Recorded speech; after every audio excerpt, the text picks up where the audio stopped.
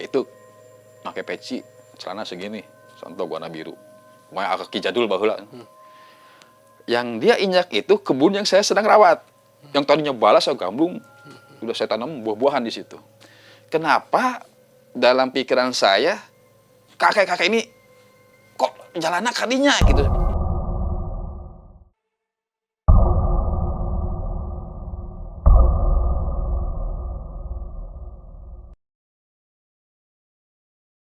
Assalamualaikum warahmatullahi wabarakatuh. Sampurasun pemirsa Par TV. Sekarang kita ada di program Aheng nih. Kali ini saya kedatangan Kang Andri. Sehat Kang Andri? Alhamdulillah. Damang. Sehat, Damang. Nah ini Kang Andri ini yang episode lalu diceritakan oleh Kang Ijal Kang ya. Oh iya, Yang waktu itu dapat paku. Boleh diceritakan sedikit Kang sebelum kita membahas yang lain. Itu seperti apa? boleh. Bisi hoa Kang. Terus ya. Bisi hoa gitu langsung nih yang dapat pakunya nih. Seperti apa boleh sedikit Ya, lah. saya saksinya sendiri yang mendapatkan paku itu. Jadi begini, Kang Windu, waktu kita mengikuti acara kirab Panji, kebetulan kami berdua dengan Rijal itu kebagian pekerjaan untuk mendokumentasikan perjalanan kirab Panji Ngaruhan. Ngaruhan. Jadi perjalanan ke beberapa situs makam keramat pendiri Sumedang Larang, ya. Itu perjalanan dari Paniis sampai ke situs makam Perbuga Jagung. Nah, cerita yang sangat ahengnya itu di Gunung Lingga. Gunung Lingga. Di Gunung Lingga. Perjalanan kami telat karena nyasar, padahal sudah berapa kali ke sana. Sudah sering. Sering ke puncak Gunung Lingga kita berziarah ke sana. Ternyata tertinggal karena kita berdua melewati jalur yang berbeda dengan peserta ngaruhan dari pihak keraton dan Madara. Kita terlalu lama, Kang, dari Pasieringkik. Ya, telat dan kok jadi bingung ya kemana jalan gitu kan. Ya akhirnya sih sampai juga dan ya telat lah. Mereka sudah sampai di puncak, kita berjol gitu. Seharusnya tim dokumentasi ya dari sebelum mereka datang kita sudah siap di sana gitu. Kita selalu begitu. Dan yang akhirnya itu pas Hadoroh, semua tim ngaruhan di Pak Keraton dan di sana juga ada Aum Luki, ya, dan pongga-ponggawanya di sana. Sedang husuk, ya, kebetulan saya paling depan mendokumentasikan dekat misalnya Prabu Tajimalela, yang Prabu Tajimalela. Setengahnya sedang berdoa, kebetulan ada angin ya besar dari atas gitu. Nggak taunya ada yang ngagepluk gitunya. Ngagepluk jatuh ke depan saya. Jelas banget gitu kan. Jelas banget nih ada besi yang jatuh terang. Jatuh di atas ke batu bawah. Nengok ke kanan ke kiri, carwek. Berarti mereka tidak dengar. Cuma saya sendiri yang dengar gitu, yang jatuh itu. Penasaran. Terus si kamera sudah off waktu itu, sudah off. Karena saya juga ikut berdoa. Kalau penasaran saya senterin. Apakah ini pusaka yang jatuh dari atas? Nah, keris apa nih? Saya senterin. Ternyata itu paku. Ya, sepanjang inilah. Kan juga ada di rumah. Oh masih ada? Masih ada. Dibekal. Saya mundur alon-alon ke belakang. Iya, sedang berdoa. Saya menemukan paku.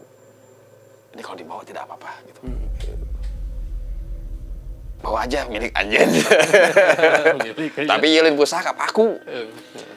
Tapi setidaknya dari situ saya mendapat filosofi tentang paku. Nah itu, makanya apa Kang dari paku itu?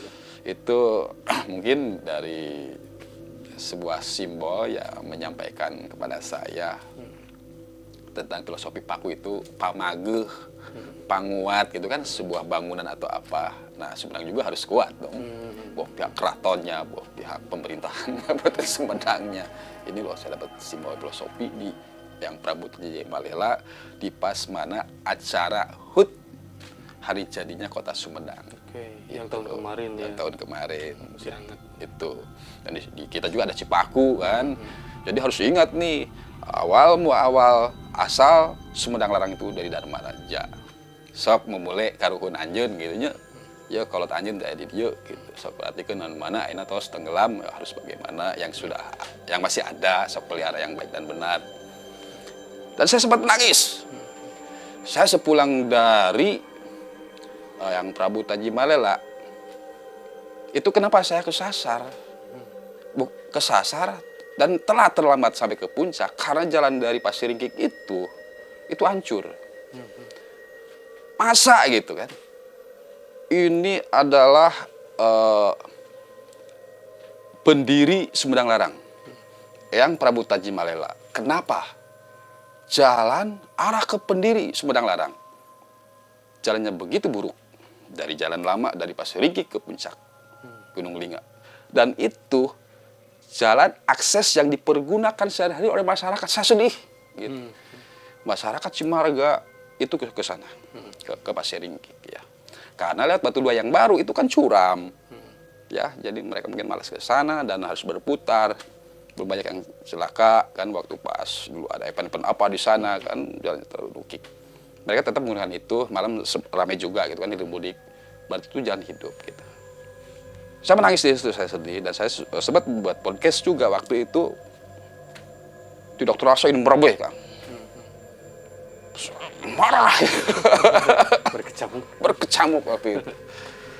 Nah ini mungkin itu juga lah masukan buat saya sendiri. Sampaikan nih, kamu saya buat nyasar di sini. Nih jalan yang ke pendiri Sumedang Larang, hancur jalannya. Itu. Oke, sangat menarik sekali Kang ya. Mungkin filosofi paku itu ada sangkut pautnya dengan Gunung Golempang Kang ya, karena Kang Andri juga sekarang sedang memulai Gunung Golempang Kang. Nanti akan kita bahas di segmen kedua Kang. Siap. Jangan kemana-mana, tetap di Aheng.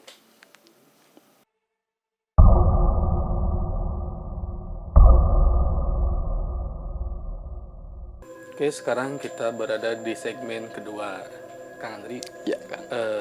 Sekarang kan Kang Andri sedang memulai, bahkan dari dulu Kang ya, dari dulu memulai Golempang Kang. Ya, Nah, Golempang Golempang itu seperti apa sih Kang kondisinya itu Kang? Sampai Kang Andri, orang bersihan, orang ruat seperti itu. Nah, cerita awal mulanya seperti apa? Ya, begini Kang, cerita awal.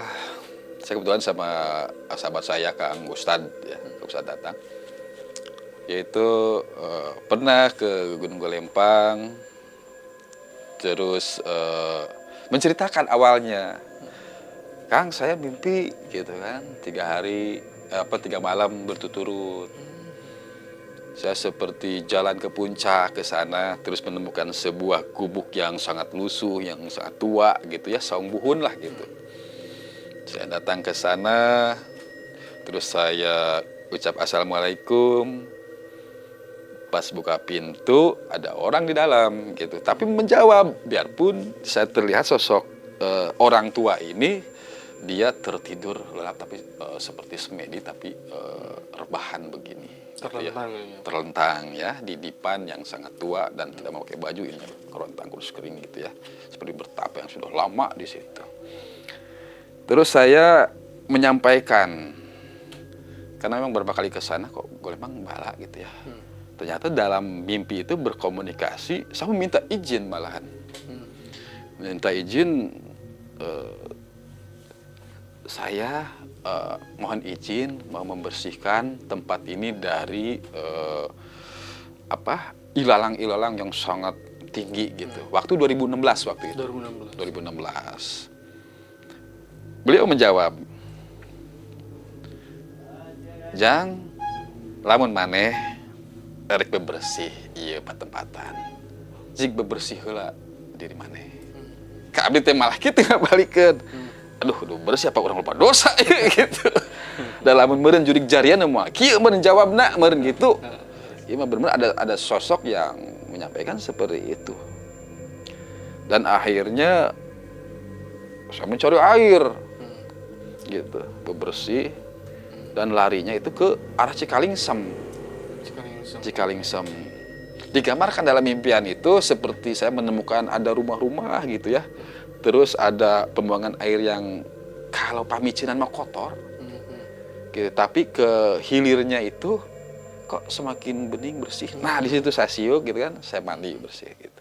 Oh, meureun ieu na mun digambarkan jadi orang kotor meureun ieu tah. Tapi kadina ieu bersih ya. Mun hirup urang teh mun tina kotor kudu jadi bersih gitu kan. Kudu bisa disucikan. Apalagi ya kita dari muda perjalanan pasti banyak bermacam-macam yang inilah ya masa ketua ya, harus bersih, harus suci ya, harus suci. Setelah bersih saya kembali lagi ke saung itu. Saya bilang, Ki, saya sudah mandi, saya sudah bersih, silakan kalau mau bersih mangga. Saya sapu tuh di saungnya, di sekitar halaman saung, di puncak nih kan, sapu sampai bersih. Setelah bersih, saya uluk salam pulang. Sudah bersih sampai saya dipannya di bawahnya dibersihin, dia tetap terbang. Oke, setelah pulang, malam kedua saya mimpi lagi. Mimpi lagi, Kang. Apa dalam mimpi itu? Nenek-nenek yang hadir. Nenek-nenek yang hadir dan menggambarkan ada bangunan di puncak Golempang itu di tengah-tengah, ya, di tengah-tengah puncak. Kalau kakek itu tuh di sebelah timur, di puncak sebelah timur. Kalau ini di tengah. Nenek-nenek ini menunjukkan saya, mengajak saya ke dalam. Ruangan itu seperti ruangan zaman baheula, tapi bangunannya kokoh seperti bangunan Belanda gitu ya. Bangunan Belanda kokoh gitu.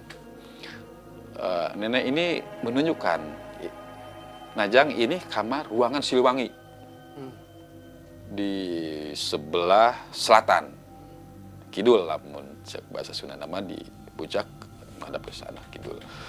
Nah, terus dia mengajak lagi ke sebelah utara. Nah, di situ ngarandag mencek bahasa Sunda, dia berhenti di lawang pintu, dia ngarandag. Di sini nenek Nini tidak berani masuk ke dapur ini, ke ruangan dapur ini. Kenapa, Nek? Tidak berani. Nini mah ukur bisa nunjukin bahwa di sini itu ada batu tutunggul tilu di sebelah utara ini. Gitu. Tutunggul tilu. Tutunggul ya, tunggul batu 3. Kalau Nini ke situ merasa tidak sopan. Gitu. Dapur di sebelah utara ada tunggul tilu 3 gitu. Nah, setelah menyampaikan itu, mimpi itu sudah pergi. Malam ketiga mimpi lagi berturut-turut. Saya diajak ke sebelah barat. Oh, tadi kakak itu bukan di barat, bukan di timur, di barat. Nenek ini di tengah menunjukkan bangunan. Di sebelah paling timur, Poncot Golempang paling timur, itu saya diarahkan sendiri, seperti berjalan sendiri, mengarahkan ada batu, menemukan seperti batu di Sangkanjoyo yang sangat besar, bulat gitu, hitam warnanya. Saya mendekati, sampai ada pintu ternyata. Semakin ada pintu. Saya kalau masuk ini pasti gelap di dalam batu ini. Ternyata pas saya masuk ke dalam, terang sekali, seperti ada matahari cahaya yang menerangi itu di dalam ruangan. Jadi ini apa gitu?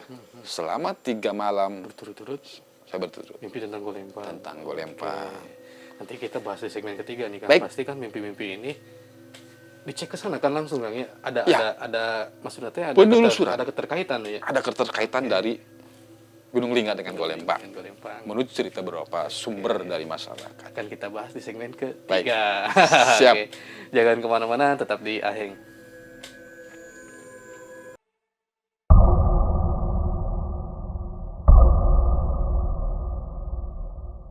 Sekarang kita ada di segmen ketiga nih Kang. Nah yang ingin saya tanyakan Kang, apakah ada keterkaitan nih Kang, mimpi yang 3 malam berturut-turut dengan aslinya itu pada waktu itu langsung ekspedisi Kang atau seperti apa ke Golempang? Ya, saya langsung ekspedisi. Hmm, Saya mencari batu yang besar, mencari batu yang tunggulnya tilu. batu tilu itu, ya. Sampai saya bertanya-tanya kepada orang-orang tua yang masih ada di sekitar Golempang. Golempang Dharmaraja. Apa sih ada sejarahnya gitu di atas itu? Apakah ada kehidupan atau ada tempat pertapaan atau apa gitu? Ada yang menyatakan bahwa dahulu itu Prabu Tajimalela juga pernah singgah di Golempang. Malahan menurut ahli spiritual katanya selendangnya juga kadang ada sampai ke Golempang, nyampe mungkin dari Gulingga atau bagaimana lah waktu itu sampai gitu. Terus ada 2 buah batu yang sempat sampai hari ini saya cari, bahwa 2 batu itu tempat petilasannya dulu Prabu Tajimalela, Prabu Gajah Agung dan Prabu Lembu Agung. Itu besar, dampar gitu. Mungkin meditasi beliau di sana gitu. Nah, terus itu sangat berbeda dengan yang di Gunung Lingga. Nah, yang masalah saya mimpi batu 3 itu, saya sempat langsung mencari dan menanyakan, katanya ada batu anu ngaburui bangkong. Ngaburui bangkong. Ya, yaitu di sebelah utara. Memang ada seperti 3 di situ mendekati ke puncak gitu. Tapi saya tidak yakin dengan utak-atik rumus dari mimpi ini. Karena di situ disebutkan bahwa dapur. Kalau dapur berarti ini ada sebuah petilasan atau ciri yang sudah tertutup oleh dapuran awi atau apa gitu. Gitu. Dan penelusuran itu terus kita lanjutkan dan sampai mengundang teman kita yang bisa berkomunikasi dengan ini ya, dengan yang goib gitu, dan dimasukkan mediasi lah ya, mediasi bahwa yang masuk mediasi itu ternyata Uyutruwi dan menunjukkan bahwa memang ada dekat petilasannya beliau dulu tempat nyaung-nyaungnya di Golempang, ya itu ya jaraknya lah kurang lebih dari puncak ke sebelah utara itu kurang lebih 1000 meter. Nah, katanya ada rungkun awi haur dekat Balumbang, di situ memang ada batu 3 dan di situ menurut beliau tempat spiritual orang-orang yang berilmu dulu menyepi, meditasi gitu. Mungkin ada aura medan magnet ke atas atau cahaya atau apa ya yang titiknya bagus mungkin di situ untuk melaksanakan meditasi. Ya itulah. Nah, hasil penelusuran Kang, ekspedisi ada apa saja nih Kang yang relasinya sama dengan mimpi Kang? Atau sekarang masih ada yang sedang dicari Kang? Ada. Saya masih mencari batu yang besar itu yang saya masuk ke dalam batu hitam itu sampai pencarian ada batu tapi tidak besar gitu ya, adalah sebesar toren yang 1000 liter gitu. Saya menemukan di dekat pohon kosambi di bawah puncak. Nah terus masalah tentang apa tadi itu lupa saya. Nah, ada yang sangat unik dan sangat menurut saya selama dari 2016 sampai saat ini sekarang, saya baru kali ini menemukan sosok kakek-kakek berwujud di Golempang. Di Golempang. Bukan manusia kan? Bukan manusia. Saya kira manusia. Karena sore rintik hujan gitu kan, saya lagi menanam. Saya kan penghijauan terus di Golempang ini ya. Penghijauan supaya indah nanti menjadi wisata kearifan lokal lah di sana gitu. Hijau kan enak gitu kan, segar. Saya habis nyangkul ini itu nanam berapa ribu bibit kan sama kawan-kawan, tapi yang melanjutkan saya sendiri kan di situ. Saya dari pagi sampai malam kadang di situ. Nah, pas hujan saya capek lelah. Saya tertidur. Terbangun setelah mau ka saripna. Saya bangun ternyata ada kakek-kakek. Di atas saung saya di sebelah tongoh lahnya, tongoh di saung. Maka itu pakai peci, celana segini, contoh warna biru. Pokoknya agak jadul baheula. Yang dia injak itu kebun yang saya sedang rawat. Yang tadinya balas saya gambung, udah saya tanam buah-buahan di situ. Kenapa dalam pikiran saya kakek-kakek ini kok jalannya kadinya gitu? Kan itu bisa dibersihan. Masih bala gitu kan. Masih bala, nggak bisa dilewati gitu kan. Kenapa tidak jalannya aja yang sudah dibuldoser gitu kan? Nah, saya berniat, saya akan kejar kakek-kakek ini. Saya akan kejar, saya akan, kan, langsung saya tutup saung, kunci, kan, udah saripna mau pulang juga, kejar pakai motor. Saya cegat tuh, yang marah ke puncak, tek, kan pasti ke sini nih, lipat bala, iya, harunya. Malah saya sudah teriak, Ki, jangan ke situ, nggak ada jalan gitu kan, masih bala. Kejar hitungan berapa menit, saya naik motor cepet tak. Dicari itu tangan tidak ada. Tidak ada. Tidak ada.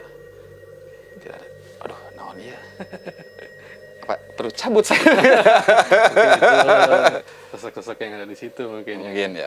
Terus yang ini Kang, cerita itu yang ular tuh Kang, seperti apa Kang? Nah, ke beberapa hari setelah kejadian-kejadian itu, saya sih ya tetaplah pemikiran saya di sini tidak mengganggu kok gitu. Saya ingin menghijaukan Golempang atau membuka lapangan pekerjaan lah buat ke depan bagaimana gitu, membangun wisata desa. Nah, ketiga harinya setelah menemukan sosok itu, saya kan mau mesin rumput, mesin rumput warna hijau. Sebuah babat lagi kan, yang jalan kakek itu kan, saya babat lagi sampai bersih ke sana. Karena hujan besar, ini si mesin saya taruh di saung. Baru kali ini saya tidak dibawa nih, si mesin rumput ini. Saya taruh di saung, terus saya mau pulang. Saya dalam hati ngomong, saya meminta, yang minta ke atas kan ya. Terus keduanya saya meminta kepada yang ada di sini gitu ya, yang tidak terlihat, sosok-sosok ibu sakti yang ada di sini, tolong jaga ini mesin rumput saya, jangan sampai hilang, dia ngambil gitu. Tapi saya serius, fokus, gitu. Saya di depan saung, saya pulang. Pas paginya datang ke situ, saya bikin kopi, buka saung, ngopi setengah jam, di atas korosa-korosa, kok, kan, kos. Kirain saya toke, kan tahu saya di situ ada toke besar gitu, saya biarin hidup di saung gitu. Ah, toke, bener kan toke. Ngopi aja sampai setengah jam. Pas mau ngambil mesin rumput ke lebih dalam lagi pojok. Atuh udah orai kieu cileungeut tah. Ada ular ya. Atuh kita dulu udah saungnya pendek dengan suhunan deh gitu. Adalah 5 jengkal gitu. Kalau memang dia jahat mungkin sudah macok saya gitu. Ular apa Kang itu? Ular hijau ada segede leungeun mah. Oh, ular hijau. Mulilit kieu. Kieu colong tah. Nah, saya ngambil mesin rumput. Waduh, pas ngambil kan tiang mesin rumput kan tinggi ke atas. Baru sadar. Oh, orai. Astagfirullah. Dipangjagaan kan berarti. Dipangjagaan kan, gitu kan. Dipangjagaan kan. Mun sarua jeung mesin rumput warna hijau. Mesin rumput aman, alhamdulillah ada gitu kan. Saya bekerja lagi dan ular itu saya amankan. Saya ambil dulu batang pohon yang cagak. Udah, terima kasih. Saya amankan sampai ke ya menghilang lah gitu kan. Kang, sedikit harapan Kang tentang Golempang seperti apa Kang? Sedikit saja mungkin. Kita sudah berada di akhir segmen nih Kang. Ya. Harapan saya Golempang ke depannya menjadi destinasi wisata desa, menjadi kebanggaan warga masyarakat Dharmaraja khususnya dan umumnya Kabupaten Sumedang. Karena kenapa? Di situ ada sebuah potensi wisata yang sangat menarik, apalagi kami sudah menjajal untuk take off para layang dengan Kang Aris Baribaya bahwa di Golempang itu tempat para layang take off terbaik se-Kabupaten Sumedang. Terbaik Kang. Terbaik. Itu dan Mudah-mudahan kedepannya menjadi daya tarik wisatawan kelas dunia yang ingin terbang di Golembang, karena arah anginnya sangat gampang sekali, tidak harus menunggu dari utara, selatan sini itu ada punggungan puncaknya itu sudah menyediakan alam di sana. Oke.